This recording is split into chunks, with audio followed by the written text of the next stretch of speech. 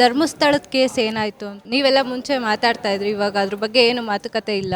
ಧರ್ಮಸ್ಥಳದ ಮೇಲೆ ಎರಚಿರುವಂಥ ಕೆಸರಿದೆಯಲ್ಲ, ಇದನ್ನು ತೊಳ್ಕೊಳ್ಳೋದು ಭಾಳ ಸುಲಭದ ಕೆಲಸ ಏನೂ ಅಲ್ಲ. ಒಂದು ಹಂತ ಶುರುವಾಗಿದೆ ಅಷ್ಟೇ.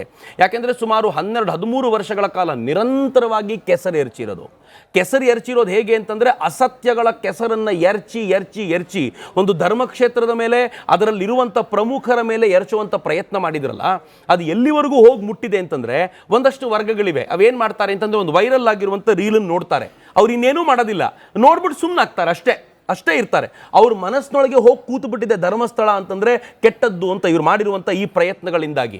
ಈಗ ಆಗಬೇಕಾಗಿರೋದು ಏನು ಅಂತಂದರೆ, ಯಾರ್ಯಾರು ಈ ಷಡ್ಯಂತ್ರ ಮಾಡಿದ್ರೋ ಆ ಷಡ್ಯಂತ್ರದ ಹಿಂದೆ ಇದ್ದವ್ರನ್ನೆಲ್ಲ ಕರ್ಕೊಂಡು ಬಂದು ಬೆತ್ತಲಾಗಿ ನಿಲ್ಲಿಸಿ, ಇವರು ಇದನ್ನು ಮಾಡಿದವರು ಅಂತ ಹೇಳಿ ಸರ್ಕಾರಗಳು ಮತ್ತು ನ್ಯಾಯಾಲಯಗಳು ಬದ್ಧವಾಗಿರುವಂಥ ನಿರ್ಣಯವನ್ನು ತೆಗೆದುಕೊಂಡು ಇನ್ನು ಮುಂದೆ ಯಾರೂ ಈ ಥರದ ಪ್ರಯತ್ನ ಮಾಡದೇ ಇರೋ ಥರ ಮಾಡಬೇಕು ಅಂತ.